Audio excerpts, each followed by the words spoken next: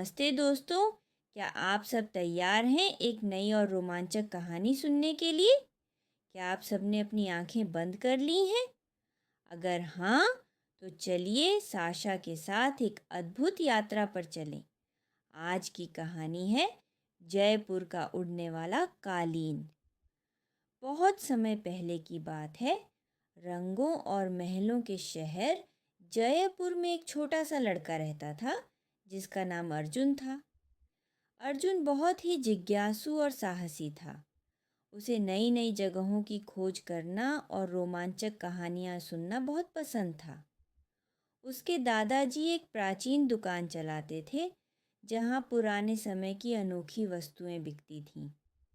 अर्जुन को अपनी दादाजी की दुकान पर जाना बहुत अच्छा लगता था क्योंकि वहाँ उसे हमेशा कुछ नया और रोचक देखने को मिलता था।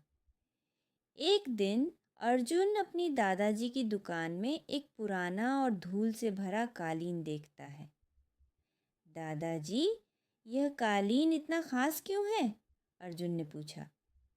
दादाजी मुस्कुराए और बोले, यह कोई साधारण कालीन नहीं है बेटा, यह एक जादुई उड़ने वाला कालीन है।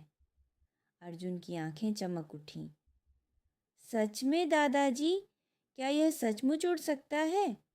दादाजी ने धीरे धीरे कालीन पर अपना हाथ फेरा और मंत्र पढ़ा। अचानक कालीन हवा में उठने लगा। अर्जुन ने खुशी से चिल्लाया, वाओ, ये सचमुच उड़ता है।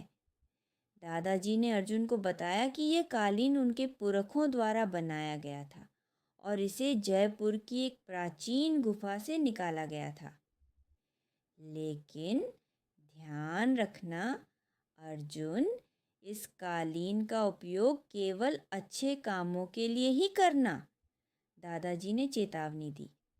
अर्जुन ने कालीन पर बैठने का साहस किया और उसने देखा कि वह वास्तव में हवा में उड़ रहा है।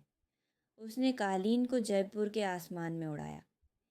नीचे की खूबसूरत दृश्य देखकर अर्जुन बहुत खुश हुआ। उसने हवा में उड़ते हुए जयपुर के महलों, किलों और झीलों का आनंद लिया। उड़ते उड़ते अर्जुन ने देखा कि एक गांव में लोग बहुत परेशान हैं। गांव के पास की नदी सूख गई थी और लोग पानी के बिना बहुत कष्ट में थे। अर्जुन ने सोचा, मुझे इन लोगों की मदद करनी चाहिए। उसने कालीन को गांव के पास उतारा और लोगों से बात की। उसने सुना कि पास की पहाड़ियों में एक जादुई झरना है, लेकिन वहाँ जाना बहुत मुश्किल था। अर्जुन ने गांव वालों से कहा, चिंता मत करो, मैं उस जादुई झरने से पानी लाऊंगा। उसने कालीन पर चढ़कर पहाड़ियों की ओर उड़ान भरी। पहाड़ियों के बीच एक गहरी गुफा थी जहाँ झरना बहता था। अर्जुन ने झरने से अपने पात्र में पानी भरा और वापस गांव की ओर उड़ चला। गांव पहुंचते ही अर्जुन ने झरने का पानी गांव के तालाब में डाल दिया। थोड़ी ही देर में तालाब फिर से भर गया और गांव वालों की खुशी का ठिकाना नहीं रहा।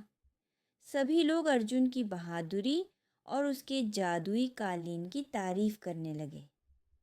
अर्जुन ने दादाजी को धन्यवाद दिया और वादा किया कि वह हमेशा इस कालीन का उपयोग अच्छे कामों के लिए ही करेगा। अब दोस्तों, क्या आप सबने यह कहानी पसंद की? क्या आपने सीखा कि कैसे अच्छे काम करने से हम दूसरों की मदद कर सकते हैं और खुशियाँ बांट सकते हैं? अब सोने का समय हो गया है। अपने बिस्तर पर आराम से लेट जाएं, आंखें बंद करें और मीठे सपनों की दुनिया में खो जाएं। मैं आपके लिए कुछ मधुर संगीत बजाऊंगा जिससे आप आराम से सो सकें। तो चलिए आराम से सो जाएं और कल फिर मिलेंगे एक नई और मज़ेदार कहानी के साथ। शुभ रात्रि दोस्तों।